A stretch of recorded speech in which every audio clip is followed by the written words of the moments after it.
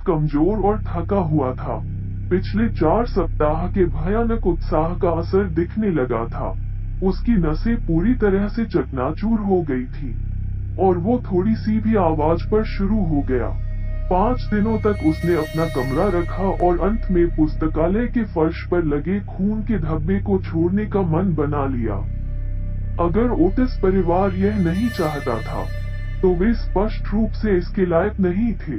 वे स्पष्ट रूप से अस्तित्व के निम्न भौतिक तल पर रहने वाले लोग थे और काफी कामुक घटना के प्रतीकात्मक मूल्य की सराहना करने में असमर्थ। प्रेत भूतों और सूक्ष्म शरीरों के विकास का प्रश्न निश्चित रूप से एक अलग मामला था और वास्तव में उसके नियंत्रण में नहीं था। सप्ताह में एक बार गलियारे में उपस्थित होना और हर महीने के पहले और तीसरे बुधवार को बड़ी ओरियल खिड़की से गिड़गिड़ाना उसका गंभीर कर्तव्य था। और उसने यह नहीं देखा कि वो अपने दायित्वों से सम्मानपूर्वक कैसे बच सकता है। यह बिल्कुल सच है कि उनका जीवन बहुत बुरा रहा था, लेकिन दूसरी ओर वे अलौकिक से जुड़ी सभी चीजों में सबसे अधिक ईमानदार थे। तदनुसार अगले 3 शनिवारों के लिए उन्होंने सामान्य रूप से मध्यरात्रि से 3 बजे के बीच गलियारे को पार किया और हर संभव सावधानी बरतते हुए उन्हें सुना या देखा नहीं गया। उसने अपने जूते उतार दिए, पुराने कृमि खाए हुए तख्तों पर जितना हो सके हल्के से थपथपाया, एक बड़ा काला मखमल का लबादा पहना और अपनी जंजीरों में तेल लगाने के लिए उगते सूरज स्नेहक का उपयोग करने में सावधानी बरती। मैं यह स्वीकार करने के लिए बाध्य हूँ कि सुरक्षा के इस अंतिम तरीके को अपनाने के लिए उन्होंने खुद को काफी कठिनाई के साथ लाया था। हालांकि एक रात जब परिवार रात के खाने पर था, वो मिस्टर ओटिस के बेडरूम में फिसल गया और बोतल को उठा ले गया। पहले तो उन्होंने थोड़ा अपमानित महसूस किया, लेकिन बाद में यह देखने के लिए काफी समझदार थे कि आविष्कार के लिए बहुत कुछ कहा जाना था और कुछ हद तक इसने उनके उद्देश्य की पूर्ति की। इतना सब कुछ होने के बाद भी उसे कोई कसर नहीं छोड़ी। गलियारे में तार लगातार खींचे जा रहे थे, जिस पर वह अंधेरे में फंस गया था और एक अवसर पर ब्लैक आइजैक या हॉगले वुड्स के हंसमैन के हिस्से के लिए कपड़े पहने हुए वो एक गंभीर गिरावट के साथ मिला, जिस पर चल रहा था एक बटर स्लाइड, जिसे जुड़वा बच्चों ने टेपेस्ट्री चैम्बर के प्रवेश द्वार से ओक सीढ़ी के शीर्ष तक बनाया था। इस आखिरी अपमान ने उन्हें इतना क्रोधित किया कि उन्होंने अपनी गरिमा और सामाजिक स्थिति पर जोर देने के लिए एक अंतिम प्रयास करने का संकल्प लिया और अगली रात रेकलेस रूपर्ट या हेडलेस अर्क के अपने प्रसिद्ध चरित्र में भीट युवा एटोनियो का दौरा करने का दृढ़ संकल्प किया।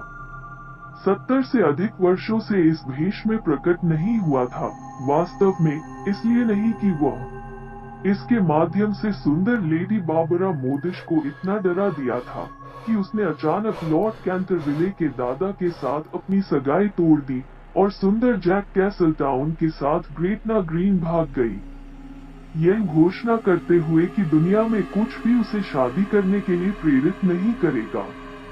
परिवार जिसने इतने भयानक प्रेत को शाम के समय छत पर ऊपर और नीचे चलने की अनुमति दी। बेचारे जैक को बाद में वैंसवर्थ कॉमन पर लॉर्ड कैंटरविले द्वारा एक द्वंद्व युद्ध में गोली मार दी गई थी और लेडी बारबरा की मृत्यु वर्ष समाप्त होने से पहले टूनब्रिज वेल्स में टूटे हुए दिल से हुई थी। इसलिए हर तरह से यह एक बड़ी सफलता थी। हालांकि यह एक अत्यंत कठिन मेकअप था। अगर मैं अलौकिक के सबसे महान रहस्यों में से एक के संबंध में इस तरह की नाटकीय अभिव्यक्ति का उपयोग कर सकता हूँ, या एक अधिक वैज्ञानिक शब्द उच्च प्राकृतिक दुनिया को नियोजित करने के लिए, और यह ले लिया उसे अपनी तैयारी करने के लिए पूरे 3 घंटे। अंत में सब कुछ तैयार था और वो अपनी उपस्थिति से बहुत प्रसन्न था। बड़े चमड़े की सवारी पोशाक के साथ जाने वाले जूते उसके लिए थोड़े बहुत बड़े थे और वो केवल 2 में से एक को ढूंढ सकता था। घोड़े, पिस्तौल, लेकिन कुल मिलाकर वो काफी संतुष्ट था।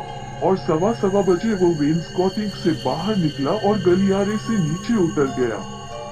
जुड़वा बच्चों के कमरे में पहुंचने पर, जिसका मुझे उल्लेख करना चाहिए, ब्लू बैग चैम्बर कहा जाता था, इसके हैंगिंग के रंग के कारण उन्होंने दरवाजा सिर्फ अजर पाया। एक प्रभावी प्रवेश द्वार बनाने की इच्छा रखते हुए उन्होंने इसे चौड़ा खोल दिया। जब पानी का एक भारी जग उसके ठीक नीचे गिर गया, जिससे उसकी त्वचा गीली हो गई और उसका बायां कंधा कुछ इंच गायब हो गया, उसी क्षण उसने जाग को उस बैग से हंसी की ठिठुरन भरी चीखें सुनी। उसके तंत्रिका तंत्र को झटका इतना जबरदस्त था कि वो अपने कमरे में वापस भाग गया जितना वह जा सकता था। और अगले दिन उसे भीषण ठंड लग गई। इस पूरे मामले में केवल एक ही बात उसे दिलासा देती थी कि वो अपना सिर अपने साथ नहीं लाया था, क्योंकि अगर उसने ऐसा किया होता तो परिणाम बहुत गंभीर हो सकते थे।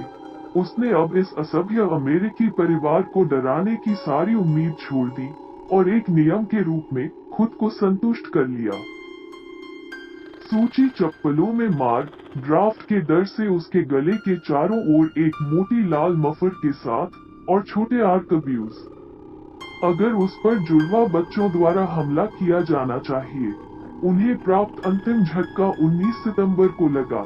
वो नीचे महान प्रवेश भवन में यह महसूस कर रहा था कि वहाँ किसी भी तरह वो काफी अभद्रता करेगा, और संयुक्त राज्य के मंत्री और उनकी पत्नी की बड़ी सरोनी तस्वीरों पर व्यंग्यपूर्ण टिप्पणी करके अपने आप को हथियार दे रहा था, जो अब लिया गया था कैंटरविले परिवार के चित्रों की जगह।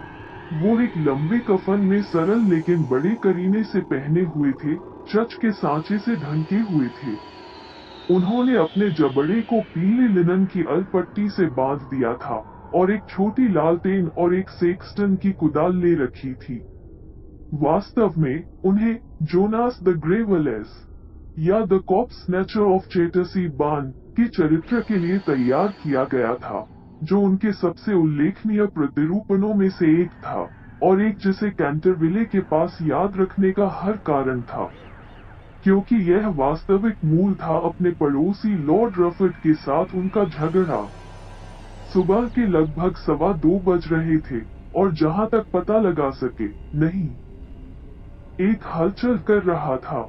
हालांकि जब वो पुस्तकालय की ओर चल रहा था, यह देखने के लिए कि क्या खून के धब्बे के कोई निशान बचे हैं, अचानक एक अंधेरे कोने से 2 आकृतियां उसके ऊपर से निकली, जिन्होंने अपने हाथों को अपने सिर के ऊपर बेतहाशा लहराया और चिल्लाया।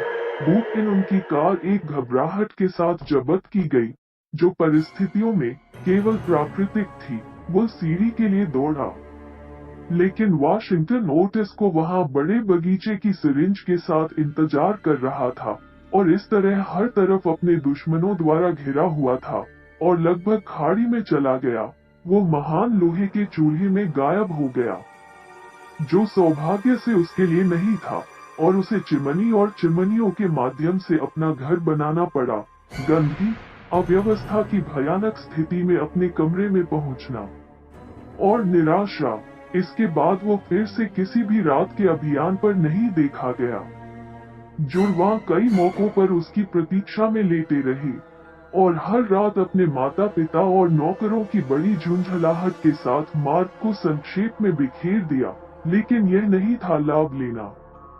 यह बिल्कुल स्पष्ट था कि उसकी भावनाएं इतनी आहत थीं कि वो प्रकट नहीं होगा।